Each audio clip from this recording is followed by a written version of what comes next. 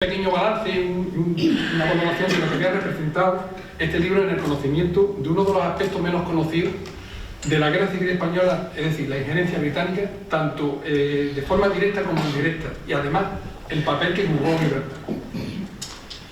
Bien, el libro desde el primer día de su publicación despertó un gran interés. Ya no solo de la comunidad científica y en círculos de estudios especializados en la historia de la contienda española, sino también de forma amplia en el público general, bien por simple curiosidad, bien porque tocaba aspectos inéditos de la situación socioeconómica de la zona del campo de Gibraltar, enmarcándola siempre en la España desde ese momento. Todo lo cual ha sido y continúa siendo un motivo de gran satisfacción personal y un importante estímulo para proseguir en distintas líneas de investigación que han quedado abiertas con este libro.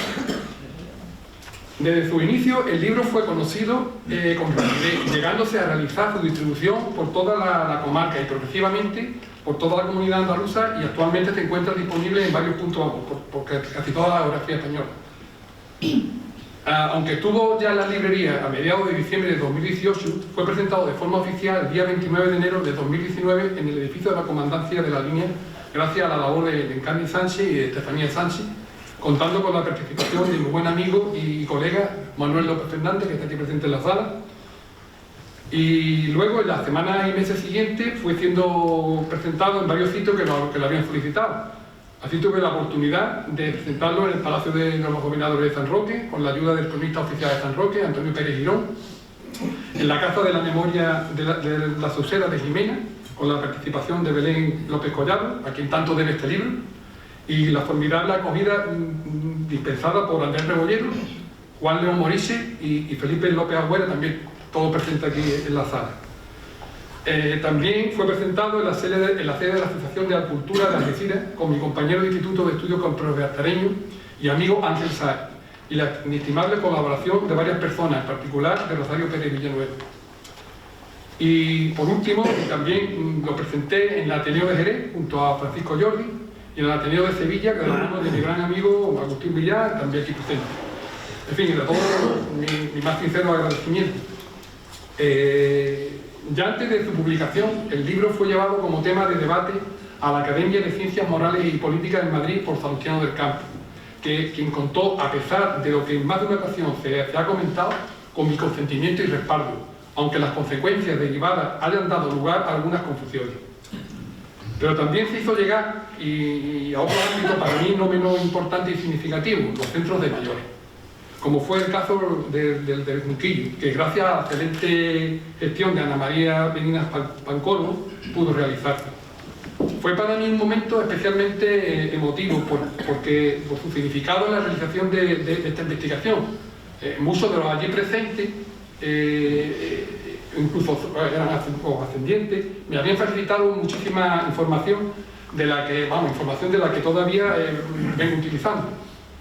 Pendientes quedan varios ofrecimientos para presentaciones que por distintas causas, casi todas ajenas a mi voluntad, no se han efectuado. Aquí me refiero en concreto a Cádiz, Puerto Real, Málaga, Madrid, Manchester, Barcelona y sobre todo en particular a la cercana y al mismo tiempo lejana Gibraltar. Aquí no me han dicho que no, pero tampoco me han dicho que sí. Ahora bien, pasados unos meses, el libro se empezó a distribuir en el círculo académico, quizás lo que más me atraía desde el punto de vista de la investigación, y desde luego uno de los principales objetivos que inicialmente perseguía. Departamentos de distintas universidades se interesaron por su adquisición, destacando las de universidades de Cambridge, Toronto, Burdeos, Melbourne, la Fulham de Nueva York, Inverness, y algunas españolas como la Complutense, la UNED, la Autónoma de Madrid y la de Alicante. En muchos ha sido elegido libros de debate y estudio por los correspondientes departamentos de historia contemporánea, lo cual es muy interesante porque abre un abanico de posibilidades para avanzar en el estudio de este tema. También distintos medios de comunicación como las radios, la prensa e incluso la televisión se ha hecho eco de esta investigación.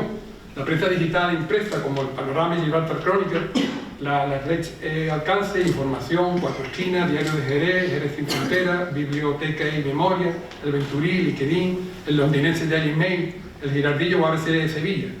Emisoras de radio y televisión como Cadena SER, Canal Sur, Cadena Andalucía, Onda Cero a nivel regional y nacional, y también del ámbito más cercano, por Radio Bahía, Canal San Roque, Cadena Joven, Multimedia, Sanrópolis, en fin, una serie de entidades que se han interesado por lo que ha sido la trayectoria de este libro. Bien, la respuesta de las librerías también ha sido muy favorable, en concreto la librería Ares ha sido el libro que más ha vendido este verano. En definitiva, y en líneas generales, este libro ha tenido una gran acogida y, para mi juicio, ha cumplido con creces la intención inicial de esta investigación. Insisto, despertar el interés por conocer apenas una cuestión que apenas o escasamente conocida por la sociedad española, pero también por la británica, y fundamentalmente la gibraltareña, de la intervención de la intervención británica en la Guerra Civil Española y el nada despreciable protagonismo que adquirió Gibraltar. La ayuda a los golpistas, sea de una forma directa o indirecta, ha quedado suficientemente demostrada. Es más, desde distintos ámbitos ha aparecido información hasta el momento de la publicación desconocida y que actualmente está siendo estudiada, que parece no solo confirmar lo expuesto en el libro, sino que su contenido supera con creces todas las estimaciones imaginables. En el ámbito académico británico, no digamos en el sociopolítico, la visita de Franco en Gibraltar en marzo de 1935 ha pasado de ser rotundamente negada a la de ser aceptada e incluso justificada. De hecho, existen actualmente varios proyectos realizados, algunos por historiadores e investigadores de gran prestigio, que se han prestado a profundizar en la idea de quitar hierro al asunto. Las manos de algunas de las familias de muchos de los personajes que aparecen involucrados en los hechos que se narran en este libro están detrás de estos proyectos. Es, como habitualmente han hecho los británicos, una forma de maquillar y de dibujar lo sucedido. Es decir, un planteamiento es siempre el mismo: alejemos el tema para que no nos fastidie.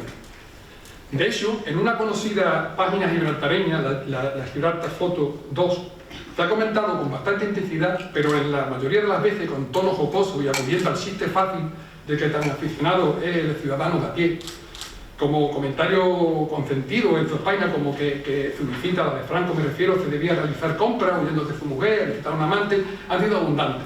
Pero conforme el libro fue distribuido y leído, lo allí narrado, los hechos fueron calando y finalmente aparecieron comentarios que ofrecían ciertos argumentos lógicos y empezó a ser tratado el asunto con más seriedad y rigor. De lo cual me congratulo, porque es necesario, yo diría que imprescindible, contar con la ayuda de los investigadores gibraltareños, más si cabe que la de los ingleses, para avanzar más en este tema. No obstante, y también no es menos cierto, que esta cuestión ha despertado un inusitado interés en muchos investigadores británicos por conocer aspectos de la política exterior británica en la Guerra Civil Española, como los sobornos a los generales franquistas o incluso de la Segunda Guerra Mundial, entre otros. El caso de Dunkerque, los guiños al nazismo de un sector político británico, los posibles contactos de Hitler y su apoyo inicial, la venta de armas incombustibles, el caso del duque de Windsor. Todos estos casos están de nuevo en la palestra, pero también existe interés en algunas cuestiones de la posguerra, como por ejemplo la intervención de Churchill para que Franco continuase en el poder. Recordemos que su postura en Potsdam debe ser estudiada en profundidad, pues le permitió al dictador respirar cuando estaba prácticamente acorralado. También creo necesario señalar que ya los principales estudiosos del tema, en particular me refiero a los biógrafos de Franco como Paine, Presto, Palacio, Cazorla, no niegan los hechos narrados en este libro. Incluso Viñas, en su última obra publicada en abril de 2019, 4 meses después de la de Franco en Gibraltar, por supuesto sin citarme, aboga ya por algunos de mis planteamientos, lo cual es motivo de halago y me causa gran satisfacción, pues lo importante en estos momentos de la investigación, fuera de las ambiciones y prejuicios personales, es remar en la misma dirección, para acercarnos aún más a conocer la verdad. Historiadores con oficio andan detrás de muchos de los planteamientos expuestos, y se lleva a cabo varios programas de investigación en distintos departamentos universitarios, que aunque en muchos casos no han sido todos fruto de este libro, sí lo son en cuanto a determinadas perspectivas y tratamiento de la información. Porque ya no existe en duda la participación británica en la contienda española y en el rechazo de su gobierno a la Segunda República. Y esto, con el valioso enclave militar británico de Gibraltar de fondo, fue determinante en el devenir histórico de España, favoreciendo al dictador tanto en el transcurso de la guerra como en la consolidación del régimen franquista. A estas alturas ya nadie se pregunta si existió esa ayuda o no, sino cómo se materializó y por qué. Cuestiones en las que estoy trabajando actualmente. Bien, para no alargarme demasiado y dar paso a lo que creo que más nos interesa hoy, es decir, entablar un coloquio en el que todos vosotros podáis participar, pues añadiré que nadie piense que esta investigación está cerrada y menos aún concluida. Quedan muchos cabos sueltos por atar y ello, tal como he comentado, estoy ocupado actualmente. De hecho, llevo trabajando desde hace más de un año en distintos tajos abiertos en esta investigación, avanzando en cuestiones que solo quedaron allí esbozadas y cuyos resultados se materializarán, espero, en un nuevo libro. No será para nada una segunda parte, porque este libro no tiene segunda parte, yo lo he dicho y lo vuelvo a repetir, este libro no puede tener segunda parte, pero sí estará perfectamente indicado porque es inevitable y porque profundizará en aspectos que quedaron trazados allí. Quitaremos la piel a algunos asuntos que para sumergirnos y abordarlos en profundidad. También este trabajo se centrará más en nuestra zona, particularmente en Gibraltar y en la línea.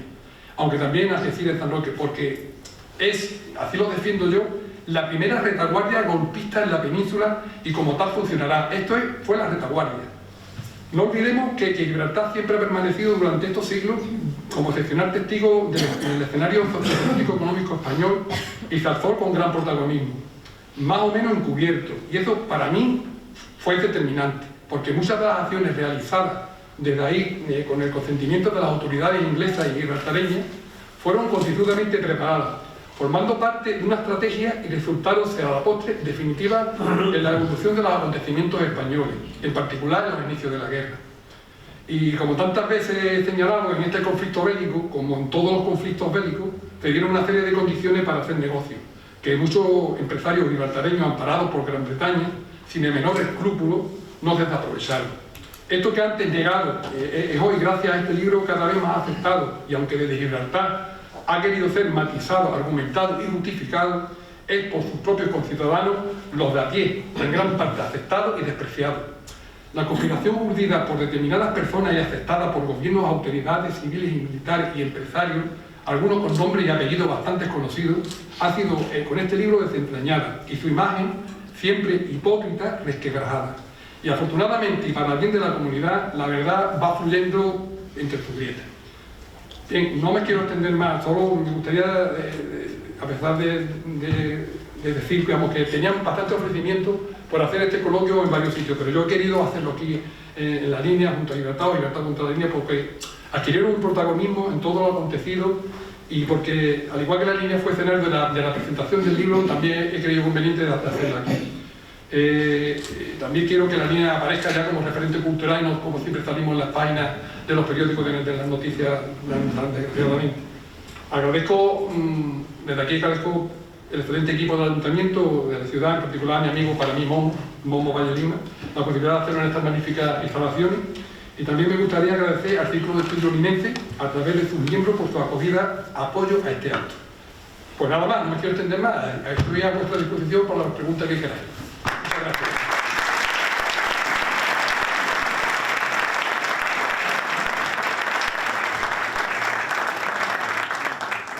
Bueno, yo voy a romper el hielo, porque voy a abusar del cargo de moderador.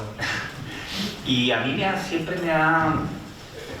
algo he dicho, en la breve intervención de antes, algo he dicho sobre el momento en el que llega a vuestras manos el suelto, ese suelto, y siempre he tenido curiosidad, porque creo que tiene un libro que también estabas tú antes de entrar en Gibraltar Crónica, ¿cuál fue el impacto? Para mí fue una sorpresa enorme. Estábamos una mañana, estábamos trabajando si no más recuerdo, era así, estábamos ojeando el Gibraltar Crónica y estábamos trabajando sobre el artículo que ha comentado Belén, sobre la repercusión que tuvo la guerra civil en las páginas de la crónica, y yo veía que lo que aparecía allí en esos días, esto no era del momento, había algo anterior, entonces empecé a retroceder en los meses anteriores, hasta que llegué a marzo del 35, imagínate, y entonces ahí fue donde localicé la reseña esta que hablaba de Franco, entonces me lleva una sorpresa enorme. Además, yo no me defiendo en inglés, pero ella se defiende mejor que yo, entonces digo, asegúrate que lo que yo estoy leyendo es verdad. Y efectivamente fue así. Sí, además me dijo, tú no estás viendo aquí nada raro, ¿sabes? Y justo fue cuando vimos esa de Franco y después vimos la de Sanjurjo. La de Sanjurjo. ¿Y la de Kiko Abello? Y es una muy curiosa que coincide con los que habéis leído el libro, que coincide Martínez Barrio. Martínez Barrio tenía mucha relación con la línea, no solo política, sino tenía mucha amistad con un personaje de aquí tan querido que es Don Benito, el médico. Y él era, bueno, sabéis que era masónico.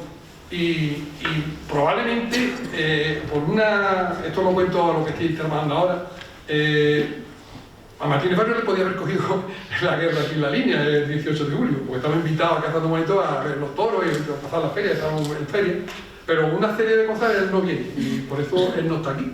Pero podría haberle pillado aquí a Martínez Barrio en la línea. Mi pregunta va para Belén. Me gustaría saber qué ha significado para ti el poder colaborar en sus inicios con este magnífico libro de Pepe Veneros. Para mí ha sido un absoluto privilegio, lo dije en la presentación en Jimena.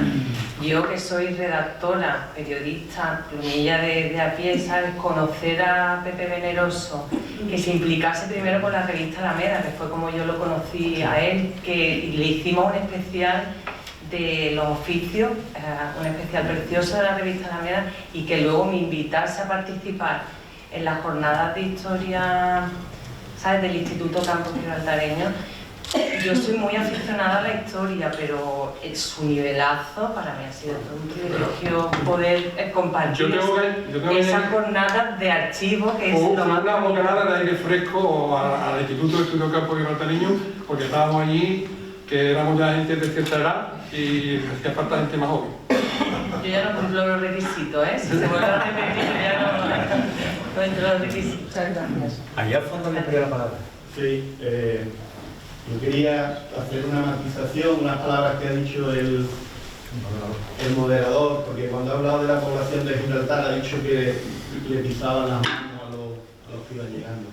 Yo creo que no es justo con lo que el mismo libro describe y con lo que fue la historia. La población de Gibraltar, cuando el golpe empieza, es lo que describe magníficamente Pepe, que es la oligarquía, que es el gobernador, que son los dueños de Gibraltar, que claramente están a favor de Franco y de los golpistas. Pero buena parte del pueblo, los sindicatos, la mayoría de la gente es favorable a la República. Y gracias a Gibraltar salvaron la vida entre 5.000 y 8.000 personas. De las 300 personas que se fusilaron en la línea, otras 300 en Algeciras, más de 1.000 personas fusiladas en el campo de Gibraltar, pues hay 8.000 que se salvaron gracias a Gibraltar. Y por eso creo que había que recordarlo. Y de aquí de Gibraltar después fueron enviados muchos en barco a Málaga, a Marsella, a Valencia, a Casablanca, y otros unos 400 siguieron viviendo en Gibraltar, incluso después de la Segunda Guerra Mundial. Y que hubo gente en Gibraltar que le llevaba comida a los refugiados cuando estaban en el llano, lo que hoy es el aeropuerto, donde se pusieron las tiendas de campaña. Las imágenes que vemos hoy de los sirios o de los iraquíes o de los libios, en aquella época éramos los españoles, los que teníamos que salir corriendo, y las campañas, las tiendas de campaña, éramos nosotros los que vivíamos en esa tienda de campaña. Que por cierto, en las tiendas de campaña el servicio de inteligencia británico puso micrófono y la información que compartían los dirigentes militares y políticos se las pasaban después a las autoridades franquistas. O sea que Gibraltar, por un lado, la élite, la oligarquía, los dueños de Gibraltar, el gobierno británico estaban a favor de los golpistas, pero la inmensa mayoría de la población estaba a favor de las personas humanas que huían del terror y del genocidio que se había empezado a perpetrar. Sí, porque efectivamente darte la razón que me refería evidentemente a la gente que estaba en el puerto, no me refería en general a la población de Gibraltar, que es eso verbal es la forma de expresarlo, pero solamente me refería a la circunstancia de que había unos señores allí, también cuenta el autor, que eran los que le pisaban las manos aquí. Es un caso de tiene nombre y apellido de este señor que llegó al muelle nadando, pero vamos, es un caso aislado. Lo que sí es cierto, y quiero matizar, Juan, es que a nosotros nos han transmitido nuestros abuelos, nuestros antepasados nos han transmitido una imagen de libertad, de cuando en la guerra civil, que es la que ellos percibieron, pero que no se ajustaba del todo a la realidad. Porque para mí es cierto que si Gibraltar no llega a existir, la catástrofe humana que hubiese existido en el campo de Gibraltar hubiera sido terrible, porque se salvaron muchísimas personas a través de Gibraltar, a través de los campamentos y a través de yo en el libro de Pozo Arco, lo que estoy trabajando, profundizo más. Pero te dice una cosa que pocas veces se tiene en cuenta, que el campo de Victoria Gardens fue la ratonera de Falange. Eso fue una ratonera. ¿Por qué? Porque ellos, al principio, ellos rechazaban la entrada libre, pero luego, una vez que estaban en el campo, eran censados y cualquier filiación política que estuviese aquí, eso pasaba a la información aquí. Y los que vivieron en el campo de concentración vivían siempre con la amenaza de que, mira, en España está cambiando la situación, puedes ir perfectamente. Y muchos lo pusieron en la misma frontera y terminaron donde terminaron. Sí, pero que sí es cierto, y yo lo digo porque es cierto que tanto organizaciones como sindicales, como la masonería, y si hablamos en personas concretas como Pepe Neto, Guar, los Cohen, todos ellos ayudaron muchísimo a los españoles y le dejaron le dieron la posibilidad de poder escapar vía Tajo, vía incluso a zonas republicanas, en fin, que la verdad es que sí hicieron una labor humanitaria increíble, pero hay que matizarlo. Hay casos que no, y hubo mucha gente que murió porque el Lionel Rimossi, que tenía aquella policía famosa que se creó, y empezaron a tener listado de gente de los refugiados. Entonces toda la afiliación política que había, cualquier que había pertenecido a un sindicato, incluso sobre el hecho de haber votado en las elecciones, eso estaban ya fichados. Y esa información pasó aquí. Pero eso obviamente lo controlaban los poderosos, es decir, claro. Sí, no. La población, yo no hablo, yo te digo la autoridad. Casos puntuales, tío, un empresario pues, de ideología, como todo el mundo sabe, que nadie va aquí, la Lionel Rimossi o el hermano George eran nazis, ¿no? Y Bertucci, que no aparece en el libro, pero es un personaje que también hay que tener en cuenta. Sí. Me interesa la figura de Queipo de Llano. ¿En qué momento se incorpora al alzamiento? ¿Cuál fue su protagonismo? ¿Y por qué cayó en desgracia de Franco? Bueno, vamos a empezar por lo primero. Franco lo consideró como un rival, era el rival. Para conocer a Queipo de Llano hay que conocer que Queipo de Llano nos conocía perfectamente el campo de Gibraltar. Él estuvo destinado de teniente en Puente Mayorga y tenía muchísimos negocios en Gibraltar. Que eso en el libro no viene, pero ya aparecerá. Él tenía contacto aquí con un tal Emilio Griffith, que también aparece por ahí un personaje. Pero el por qué esa rivalidad con Franco, pues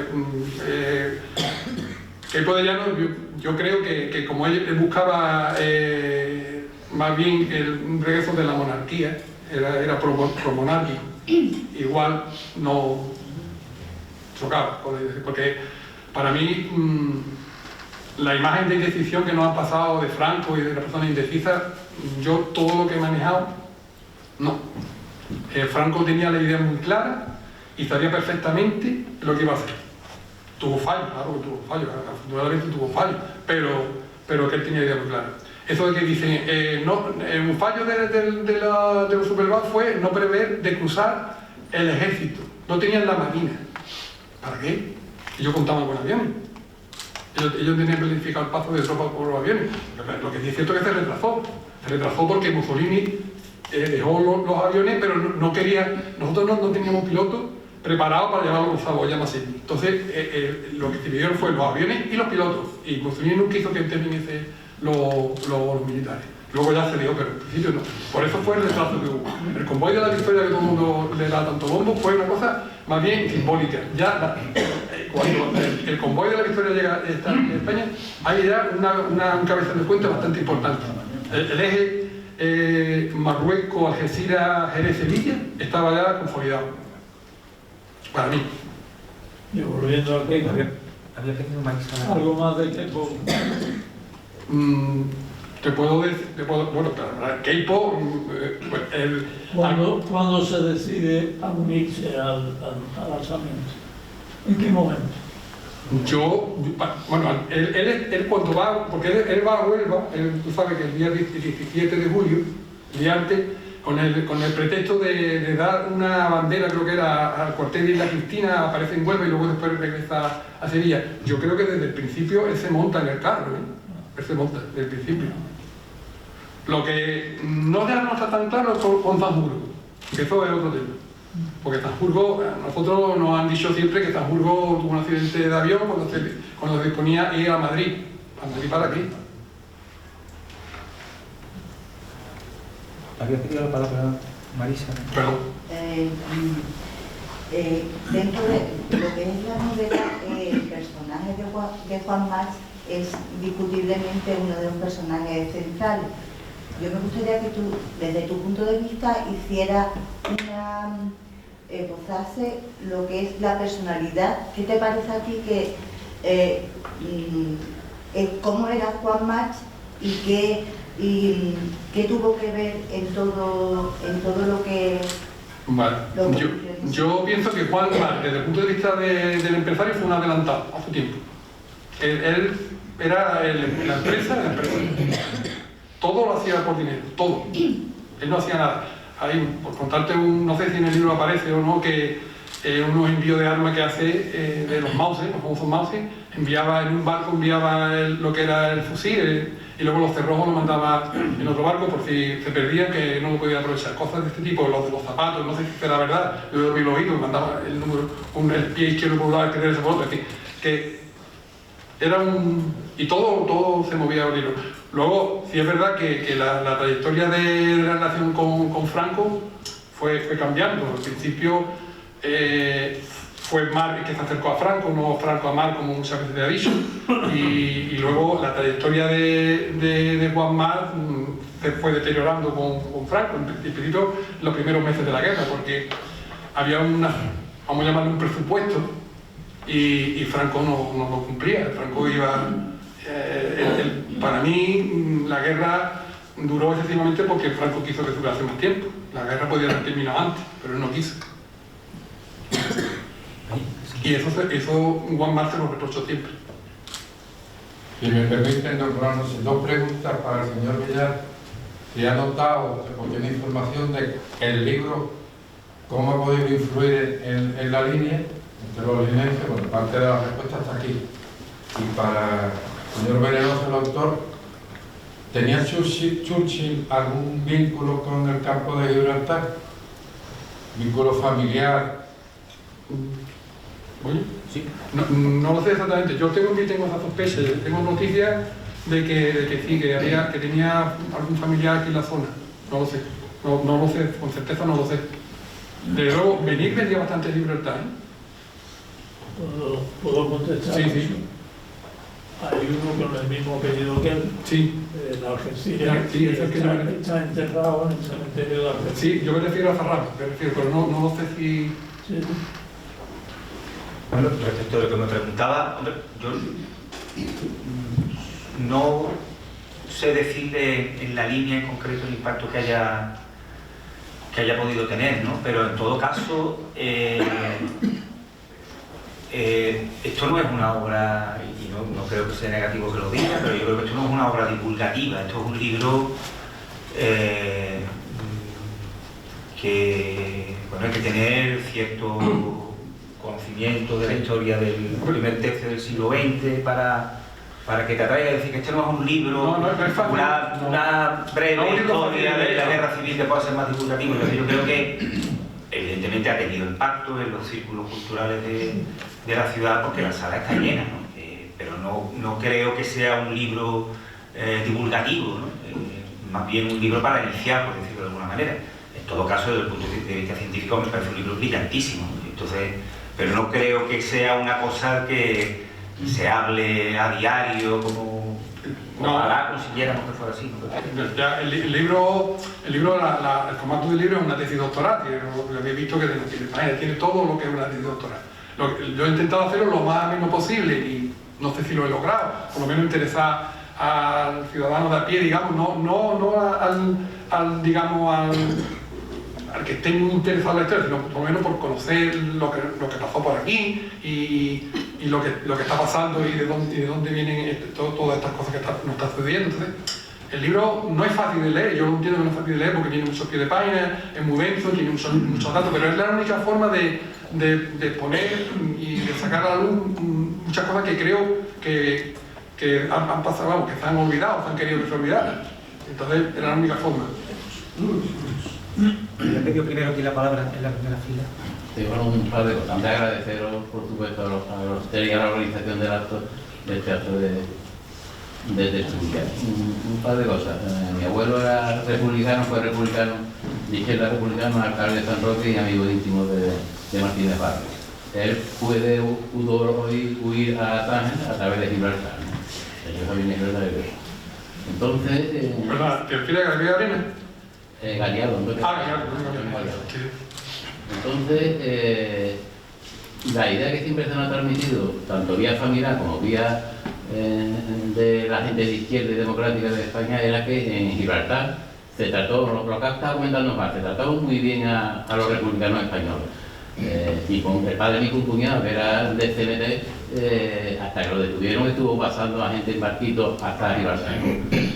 Entonces, y después de ver además las fotos tan duras que hay ahí de gibraltareños haciendo saludo nazi y demás, ¿por qué ese tipo? Porque en la alta política es posible que no trascendiera, que no se llegara a hacerse público aquí en el caso de Gibraltar. Pero ¿por qué se ha mantenido históricamente y exclusivamente la solidaridad del pueblo gibraltareño con la República por un lado? Y otra pregunta ya un poco aparte.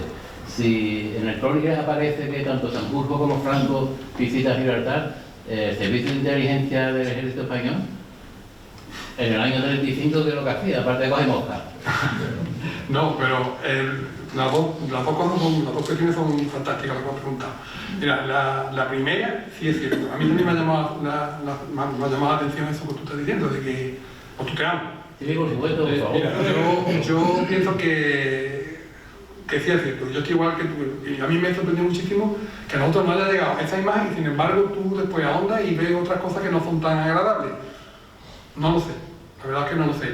Habría que no sé, es que sí es cierto que, porque es que todo está relacionado. Mira, aquí tenemos un error, que es que en Gibraltar siempre se ha visto a Franco como enemigo. Y eso no es verdad. Hasta el 54, hasta 1954, la visión que tenía en Gibraltar de Franco era distinta a partir del 54, por muchas razones. Cuando viene la reina Isabel, Franco empieza ya... de hecho, para mí, Franco se mantiene... La pregunta es, ¿dónde estaban las democracias occidentales en el 45 o en el 30? ¿Dónde estaban? Entonces, ¿por qué nos dejaron a la suerte? ¿Por qué no echaron? ¿Por qué nadie intervino? ¿Por qué el Sursit defendió a Franco en Potsdam? Porque ahí se podía, lo mismo que actuaron en otros sitios, podían haber actuado aquí y no lo hicieron. Nos dejaron a la suerte. Y yo no digo materialmente, digo ideológicamente. León Blum en Francia, que tiene un frente popular igual que el nuestro, también vino para otro lado. Así que aquí responsabilidades, digamos, no solo económicas, también ideológicas también las hay. Luego, lo que tú me dices de Franco, de la visión que se tiene, yo quiero pensar que se ha intentado de limar un poco, de olvidar y pasar páginas de lo que realmente fue la represión que hubo, la hubo, por supuesto que la hubo. Y lo de el servicio de... No, el servicio de director en España estaba en cuadro. Lo que sí es cierto que a mí me hace sospechar que no solo Lerús, Alejandro Lerús, tiene mucho que decir en este porque Martínez Barrio, cuando coincide con Franco, él informa a Lerú de que estaba Franco en Gibraltar, y Lerú, en la mañana en esos días, Lerú hace una serie de movimientos muy extraños. Yo en el libro lo esbozo, de que puede ser que Lerú se estaba arrimando a los militares, que no veía ya con mala cara de que un militar de su golpe de Estado, vamos, que Gil Robles, por supuesto, pero Lerú también. Primero, la palabra aquí. Dime. ¿Cuál ha sido la respuesta de Gibraltar ante la publicación del libro? ¿Qué se comenta allí? Bueno, en general ha sido bueno. Es decir, lo que es a nivel, digamos, institucional ha sido muy aséptica, pero al gibraltareño, digamos, de aquí, al principio, como todo el mundo, sorpresa, y luego poco a poco, conforme se ha ido divulgando, pues la verdad es que lo han ido asimilando. Yo tuve la suerte y la mala suerte de conocer a William Fatih, que es un íntimo amigo mío que ha desaparecido. Y este hombre me decía, de las últimas que leí, dice: el gibraltareño te agradecerá algún día este libro porque está dando una imagen de lo que realmente allí se desconoce. Y aquí lo que se trata es de que tanto el gobierno español como el inglés nos han tenido engañados a las dos poblaciones. Entonces, es una cosa que ellos lo irán asimilando, lo mismo que el primero que lo asimilé fui yo, que fue medio, ¿esto qué es? Y ellos me irán haciendo igual. Es que es así, la verdad no tiene bandera. Un señor que hay allí en Darón. Sí, hola. Hay una cosa que a mí me sorprende bastante. Cuando el golpe, estábamos en feria aquí. Sí. Bien. El gobierno no sabía nada, porque yo me imagino, por ejemplo, en Lugo, en Salamanca, podían quemar papeles, podían quitarse del medio, pero aquí cogieron a todo el mundo bailando. Estamos en feria. Y a mí eso me extraña, ¿no? A eso voy. Esa es la versión que tenemos. Que se prestaron los moros aquí y empezaron a pegar tiros y mataron un puñal de gente, ¿no? No. El gobierno tiene que saber algo. No se ha avisado a la población, no se ha avisado a nadie. ¿Qué pasó ahí? Yo, mira, eso lo estoy trabajando ahora. Lo que estoy haciendo ahora, estoy trabajando esto porque la verdad es que en los primeros días de la guerra civil tiene interés, pero sobre todo en esta zona. La primera noticia que se tiene, que yo sepa, igual dentro de unos meses te puedo decir que no, porque es lo que estoy trabajando ahora mismo. La primera noticia que se tiene del golpe, que hay movimiento, viene de los trabajadores de Gibraltar de esta tarde. Los rumores vienen de Gibraltar, de la gente que cuando venían, regresaban por la tarde, sabía que en Melilla, el 17, ya había movimiento. Y porque los ingleses tenían un servicio, al contrario de nosotros, ellos tenían un servicio, impecable. Entonces ellos aquí tenían noticias. Luego, el mismo 17 hay una reunión en Algeciras, a la que acuden gente de aquí del Ayuntamiento de la Línea, y bueno, de la Línea de toda la comarca, pero en Algeciras. Y ahí ya donde se sabe que hay, pero vamos, no se le da la importancia que tenía, porque además las noticias son muy confusas. En los primeros momentos la confusión fue total, pero para uno y para otro. Entonces no se sabe con certeza. Sí es cierto que también hay otro error, que también es muy difundido, que realmente, aunque las tropas, digamos, primeras que desembarcan, la de Amador de los Ríos, en el Cabo Espartel, por lo visto, que tampoco está claro, pero que llega a Algeciras, pero ya antes habían desembarcado aquí gente. Había gente porque había entrado por la ballenera, que yo lo sé, incluso algún hidroavión había hecho algún que otro viaje. Y probablemente algunos por Gibraltar. No lo sé seguro, pero probablemente. Aquí. Ante todo, enhorabuena, Beni. Gracias. Y viendo cómo va el libro, ¿tú crees que ha cubierto todas las expectativas en esta zona? Yo, por lo menos, para mí sí, yo creo que sí. Además, yo tengo la sensación de que esta investigación es tan grande, tan amplia y tantas ramificaciones que a mí no me va a dar tiempo a hacerlo, sinceramente. A mí lo que más me gustaría de este libro es que despertara la curiosidad de investigadores más jóvenes que siguieran haciéndolo, porque es que hay tanto por saber y la verdad es que nos han tenido engañados. Entonces yo personalmente creo que sí que ha cubierto las expectativas, y en Gibraltar también, que es lo que, vamos, no es que tenga un especial interés, pero sí me gustaría que yo supiese la verdad, porque para mí es muy triste, porque lo he vivido, porque tengo familia allí, de que los niños en el colegio apenas conocen la historia de Gibraltar del siglo XVI o del XVII. Ellos hacen como un salto desde que estaban en poder de Dominia Sidonia al final del XV y ¡pum! hasta 1700 que vienen los ingleses, ese intervalo de esos ciclos se lo comen. El Gibraltar de los Austrias, para ellos no existe, entonces eso es muy grave. Ellos están interesados, que no, los británicos están muy interesados que el siglo XVI no se conozca aquí. Están demasiado interesados. ¿Por qué? Porque le puede venir chiringuito abajo. Ahí. Bueno, yo como miembro del Foro por la Memoria del Campo de Gibraltar, te felicito por el libro, porque el libro está muy bien escrito, es asequible, yo creo que todo el mundo lo puede comprender y da una información muy importante. Y a la labor que hace el Foro por la Memoria del Campo de Gibraltar, tu libro es un instrumento muy valioso para que nosotros recuperemos la historia del campo de Gibraltar y de Gibraltar incluido, ¿no? Y después me gustaría que abundaras un poco en una de las cosas que dices al final del libro, en la que desmontas un poco el argumento fascista de derecha, Gibraltar español, ¿no? Porque tú ahí te cuentas muy bien en el libro como en el año 69, cuando se cierra la frontera, 10.000 personas a la calle se quedan sin trabajo de un día para otro, pero las empresas gibraltareñas que ayudaron a los golpistas a desatar una guerra contra el pueblo español siguieron recibiendo de Cepsa, una compañía que entonces era estatal, el combustible que luego vendían a los barcos en el despacho. O sea, que los trabajadores de la calle, pero los ricos de Gibraltar que me han ayudado a ganar la guerra, que sigan haciendo negocios con el combustible que nosotros le vendemos.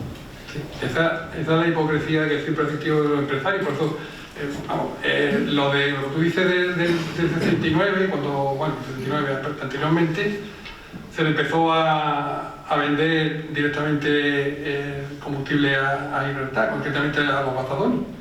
Y se hacía también bunkering en la bahía, y esto no es nuevo ahora, esto viene ya de largo.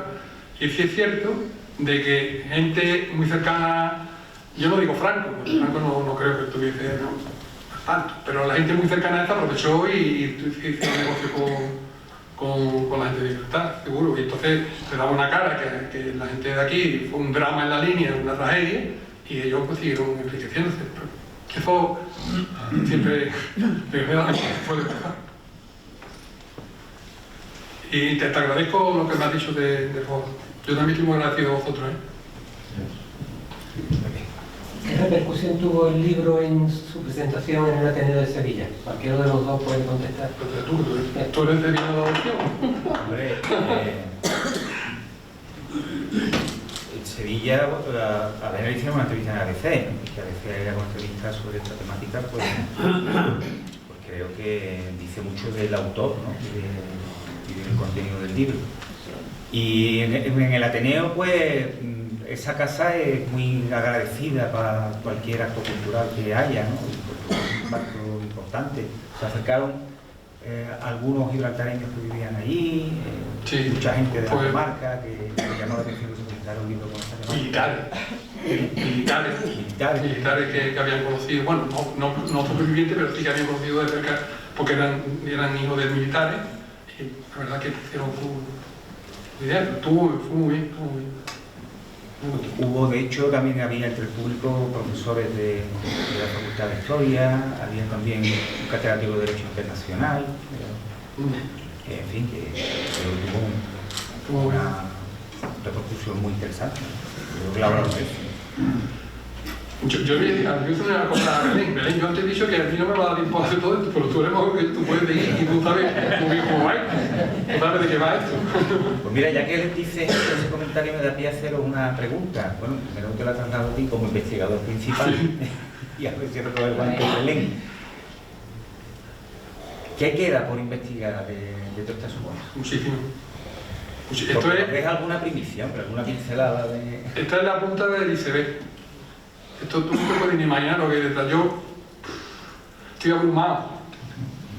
Además, tú en el libro vas diciendo, y este tema todavía queda mucho por ahondar, y lo vas diciendo. Pero hay cosas que yo todavía en el libro no las entiendo. Y mira que he leído, tengo que volver al archivo de Libertad, por supuesto. Y quedan muchísimas cosas por hacer. A mí me gustaría de aclarar mucho lo que ha comentado León, del tema de los refugiados, porque eso hay que matizarlo y explicarlo. En fin, no le mete contra nadie, aquí no se trata de acusar a nadie, aquí lo que se trata es de conocer la verdad y todo el mundo ha hecho errores, pero hay que reconocerlo y asumir la responsabilidad, no pasa nada. Y cualquier pueblo que ignore su historia está condenado a repetirla, si eso es una verdad. Y el problema que tenemos actualmente es que la gente joven no se acerca a la cultura, no conoce, y los problemas que tenemos actualmente en España son debidos a la educación, porque se ha tergiversado, se ha manipulado la historia, se ha bastardeado todo. Entonces cada uno cuenta una cosa y el problema no es solo de la gente, sino de mi profesión, que se han prestado al juego ese. Entonces eso es muy grave, es gravísimo. Entonces el problema que tenemos en Cataluña es ese, nace de ahí, hemos dejado 3 generaciones de ahí y le han contado las millones que le han contado y así no va. Pepe, vamos a ver, el nivel jerárquico o graduación o en el momento que Franco hace la visita en marzo del 35, no sé si en ese momento era jefe del Estado Mayor o poco después. Después. Es que él cuando visita Gibraltar va a hacerse cargo de la jefatura de jefe superior de las tropas militares en Marruecos. Y luego, en mayo, porque es que yo defiendo de que el golpe no era para el 36, era para el 35. Es que a eso voy. Claro, es que, vamos a ver, yo lo que yo barrunto es que Franco en ese momento, o poco después, o poco antes, que ha estado defendiendo a la República en el 34, frente al golpe de Estado del PSOE y de Esquerra Republicana, o sea, era alguien importante dentro de la República. ¿Vale? Y en ese momento está gobernando la CEDA, bueno, la CEDA no la dejaban de gobernar, estaba el Partido Radical con el apoyo parlamentario. O sea, no es un poco verde para hablar de una conspiración, aunque se estuviera algo...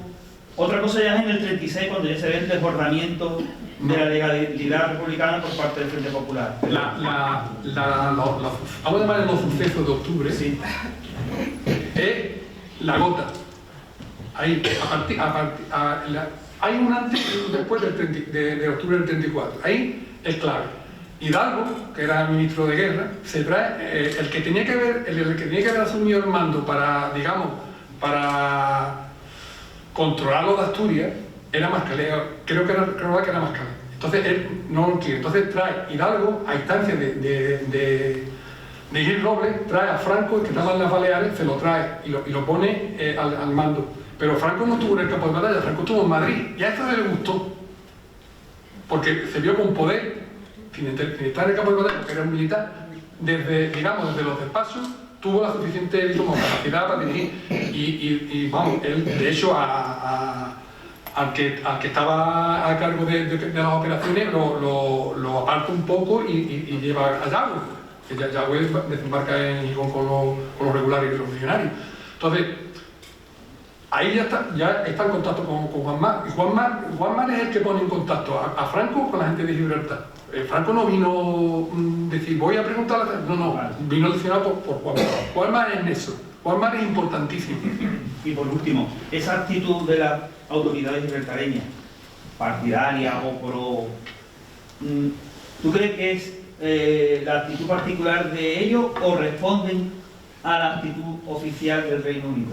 Bueno, que prefieren cualquier otra solución antes que a lo que se está viendo que va a terminar la República. Sí, vamos, ellos tenían, el gobierno británico, el Foreign Office y el Servicio Secreto inglés tenían un miedo atroz a que en España, sobre todo porque le tenían un miedo a Largo Caballero. A Largo Caballero lo temían, porque ellos pensaban que si la República seguía así, pues las posesiones, los intereses económicos que había en España ingleses peligraban, sobre todo Río Tinto. El Río Tinto es una de las claves, luego Gibraltar, por supuesto, pero también todas las compañías que tenía, ten en cuenta que había muchísimas inversiones inglesas aquí. Entonces eso lo contemplaba ellos como una amenaza. Entonces ellos, aparte de la rentabilidad económica que pueden tener determinados empresarios, había también un componente ideológico, claro que lo había. Ellos no veían bien que ellos le tenían miedo de que aquí se surgiese un gobierno, una revolución del tipo bolchevique que pasaba. Sí, yo tengo una pregunta para ti, Pepe. Se ha hablado de los intereses de Marx en toda la historia esta. ¿Dónde y en qué punto entran en juego, que no se ha hablado hasta el momento, los americanos? No. O las multinacionales americanas, que creo que claro, en el libro se habla de alguna de ellas. Walmart tenía negocio con todo el mundo. Hay varios personajes, uno es un tal Así Zaharov, que era del mismo tipo que él, pero iba a otro nivel, pero vamos, era de la vida, hacía negocio con él. Y el que digamos que más ayuda con el tema del combustible es Tesaco, el Dolby famoso, el noruego. Y Walmart entra, porque Walmart tenía, que esto es larguísimo de contar. Aquí había un monopolio con la canza en el tiempo de Primo de Rivera, pero Walmart hizo una pequeña compañía que es Petróleo Speed. Entonces entra en disputa porque Walmart empieza a buscarse gente de fuera para apoyarse y empieza a trabajar con el petróleo en Gibraltar, en Tánger. En Gibraltar monta una compañía que se llama Taris Petroleum, que decían que era un tal de Ricardo Guisueta, que Ricardo Guisueta era el director técnico, el capital era de Walmart y probablemente de un tal García que también era de Gibraltar. Y claro, el Tesaco, porque la República tenía unos contratos con Standard Oil de abastecimiento de combustible. En el 35 se volvieron a firmar y esos contratos se incumplieron en el 36, porque cuando van a pedir combustible, porque había unos contratos en vigor, esta gente se lo negaron. En Gibraltar pasa como ahora, que había, las grandes compañías tenían como sucursales, como tiendas franquicias. Entonces, Imosi, que era el dueño de Gereis Imosi, que era una compañía entre otras cosas, vendía petróleo, era además, digamos, presidente de la Cámara de Comercio. Entonces tenía cierto poder con todo lo demás. Entonces, él lo que hizo fue no solo negarle la venta de combustible, que ellos se amparaban diciendo que como Gibraltar ante todo es una base militar y tenían que acudir a la Royal Navy, no tenían suficiente, digamos, spot para cubrir las necesidades de la Royal Navy y por eso no le vendían. Pero claro, él decía, el gobernador que sería Alex Beatty, todo a través de Alex Beatty, les decía que si los republicanos querían abastecimiento de combustible, que se dirigiesen a Londres, a las casas, digamos, a las casas madres. Entonces ahí se perdió un poco el tema, porque sí es cierto que muchas casas, digamos, muchas compañías de petróleo eran multinacionales, pero también había algunas de origen local, como Taris Petroleum, que era del Mar con Mar, y otra que se llama Oil Foil, que esta también, pero ninguna le vendieron. Es más, el Lionel Imosi evitó que incluso los americanos, a través de Saco, vendiese también petróleo. También hay otro tema que también es muy, vamos, que no se ha estudiado, es de dónde recibían los republicanos el petróleo. Porque aquí se dice que venía de los rusos, pero los rusos no tenían flota en el Mediterráneo. Venían con barcos ingleses. Los barcos ingleses transportaban el petróleo ruso, se lo vendían a los republicanos. Incluso en Gibraltar hubo algunos que vendió, bajo cuerda, le vendió el petróleo a los republicanos. El caso de los FIR, que era un buque cisterna, es muy curioso porque ese buque llega a abastecerse al muelle de Gibraltar y coge 500, creo que era 500, la 500 toneladas, y no se sabe muy bien cómo se abastece porque tenían la orden desde la Cámara de Comercio de no cederle petróleo. Bueno, Pepe, felicitarte por la obra, todavía no he podido leer la completa. Yo te quería hacer varias preguntas con respecto a la convivencia que tenemos con nuestros vecinos gibraltareños. Ha dicho que tu información, todo tu trabajo nace desde los archivos de Gibraltar. Vamos, es una de las fuentes más importantes del archivo de Gibraltar.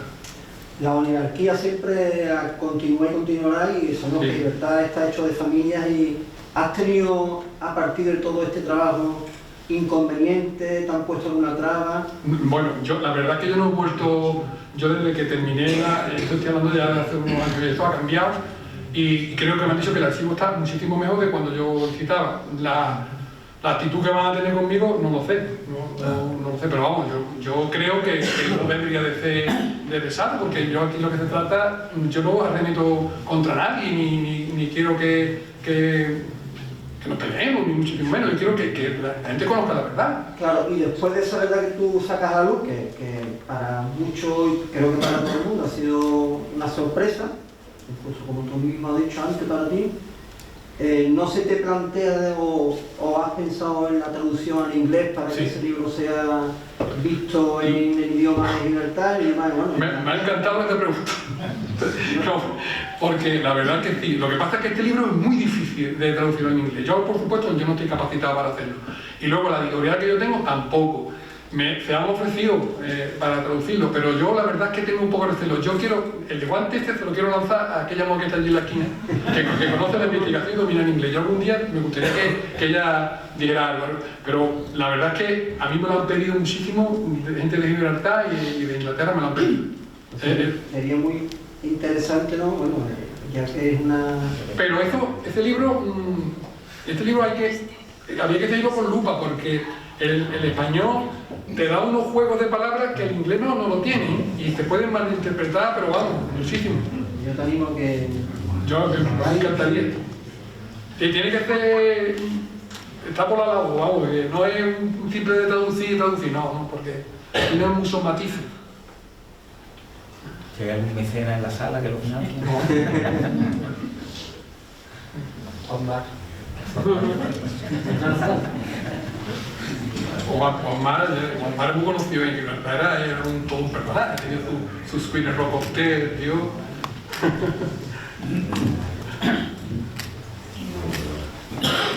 Bueno, me gustaría... Bueno, de traducción.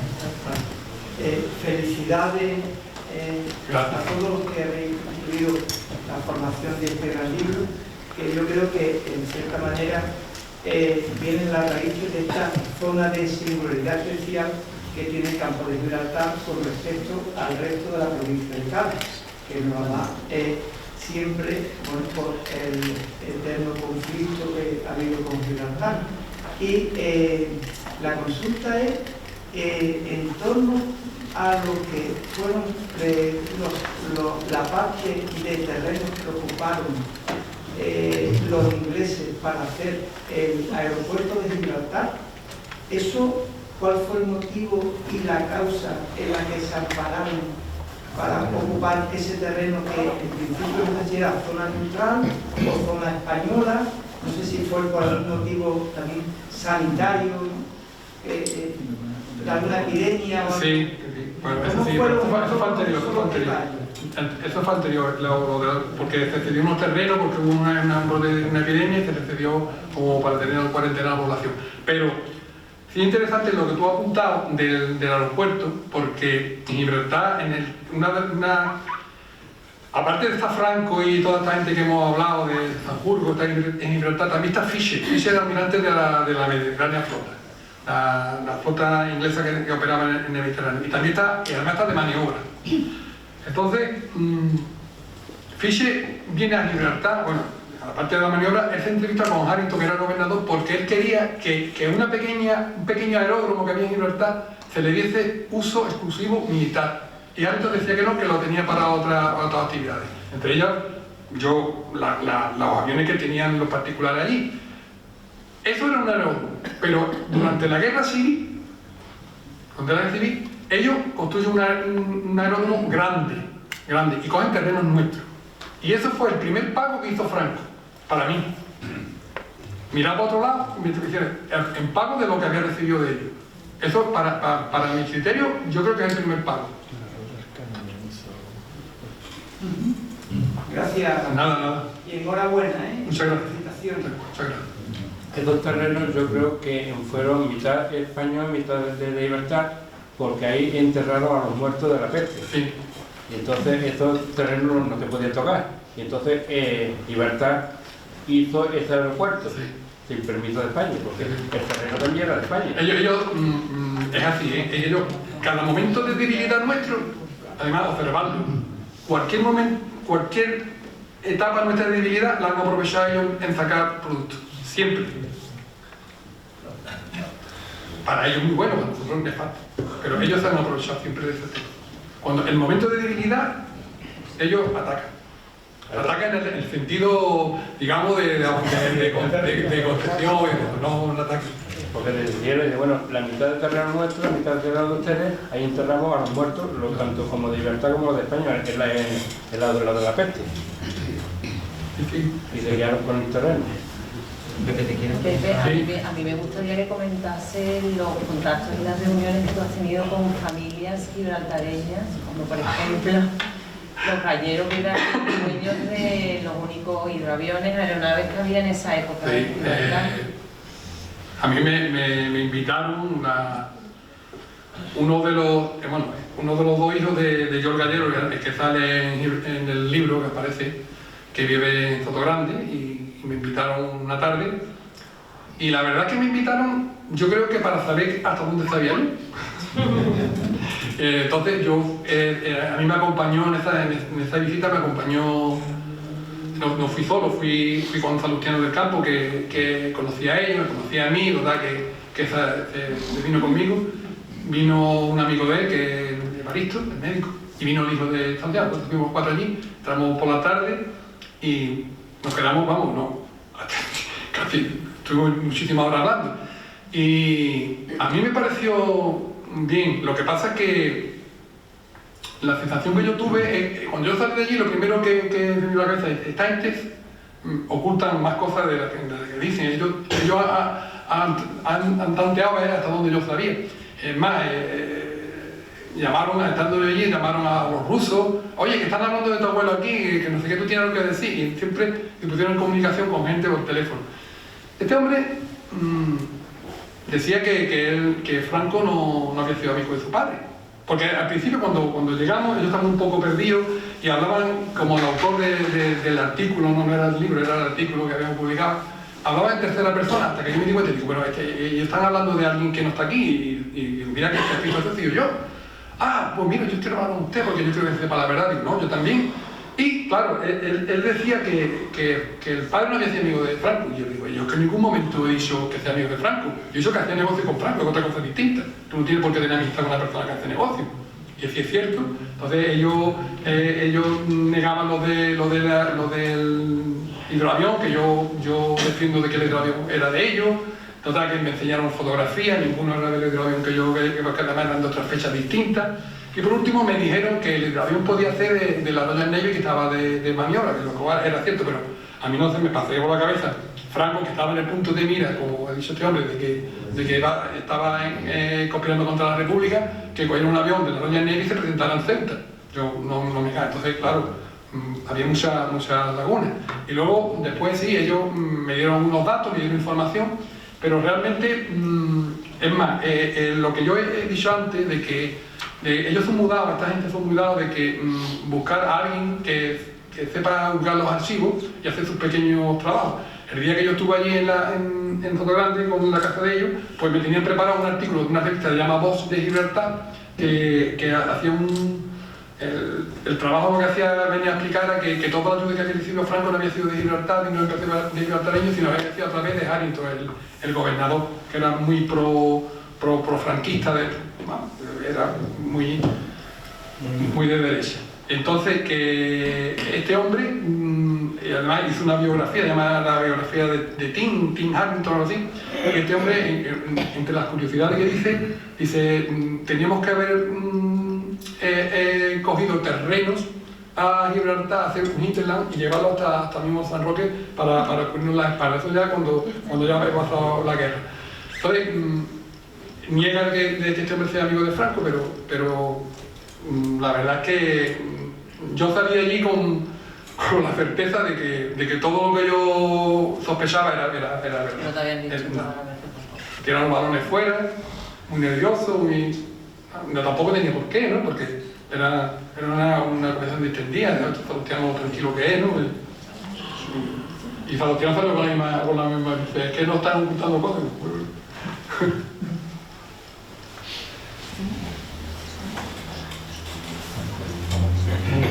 Pues yo creo que vamos a dar ya por concluida la charla coloquio. Muchas gracias por su participación. Muchísimas gracias.